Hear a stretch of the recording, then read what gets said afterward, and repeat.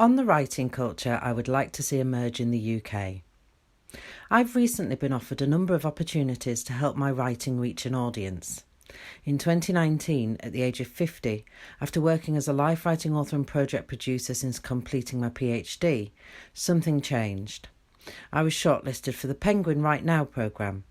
My memoir was one of 20 works by writers of colour Jacaranda published in 2020. An excerpt from it was selected by New Writing South for inclusion in Kit Duvall's Common People collection. I was able to apply for these opportunities on the basis of my outsider status. I am a mixed-race, working-class female of colour. I am, apparently, not widely represented in the world of books. So found Time for Change, the 2019 report about the lack of social diversity in writing and publishing for children from the Arts Council. Several preceding pieces of research have highlighted the overwhelming middle-class whiteness of the UK publishing industry and the negative impact this has on writers and publishers from non-white, non-privileged backgrounds. Since the murder of George Floyd and the reigniting of the BLM movement, opportunities for minority writers have proliferated. But this has merely highlighted the problems found by Time for Change, that publishing does not reflect the demographic makeup of the UK population. But why should this be so, and how can it be different? On the face of it, what is at stake is small potatoes. Books are everyday objects, not diamonds. They are mostly small enough to be carried in a back pocket and cost little more than a couple of magazines. Sales have been healthy. This is worth pointing out, because money and the cultural capital it can acquire are two different things. I would guess that it is not monetary value, but the cultural status of books, which make the inequalities around who writes and publishes them such an intractable issue. Books are tiny worlds constructed of words, but this uniquely portable magic, as Stephen King put it, is also a battleground. Such is the weight of cultural baggage attached to books, that there is a fervour of protective jealousy over who gets to put their name to one and who gets to choose that person. The words which should be printed on those unassuming sheets of paper, the worlds which should be created there, are currently very narrowly construed. So narrowly as to largely exclude not only most people of colour, but the vast majority of working class people, disabled people and LGBTQ+ people too.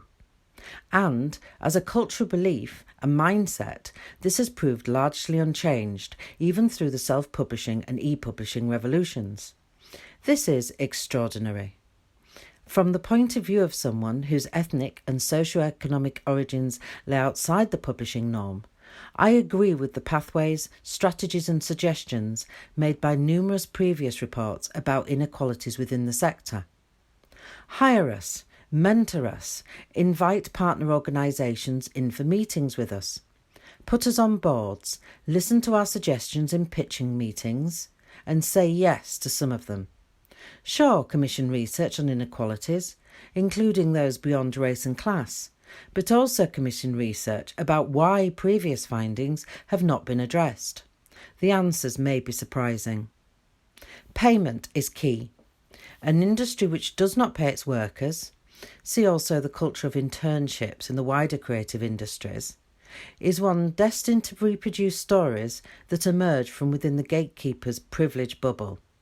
Likewise, addressing the microaggressions and racist language reported in Time for Change is bound to slip down the list of workers' priorities when they cannot afford food and rent. And ask us to fight each other a little less. Instead of using contacts, nepotism or work experience to attract gatekeepers' attention to my work, I have applied and competed for limited opportunities.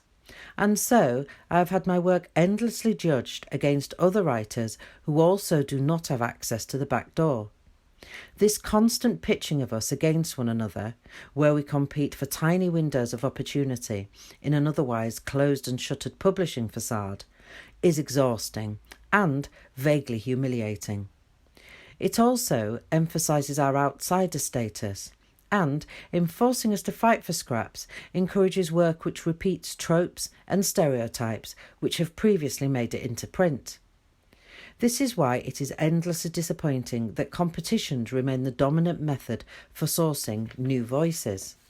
Finally, allow space for stories which are anarchic, funny and iconoclastic. Unburden us from having to represent every one of our kind who doesn't make it into print.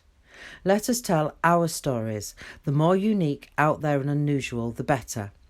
Free us from the task of explaining ourselves and the social groupings we spring from. Then we can start to not only find a mass audience, but to enjoy doing it as part of a more open, inclusive industry.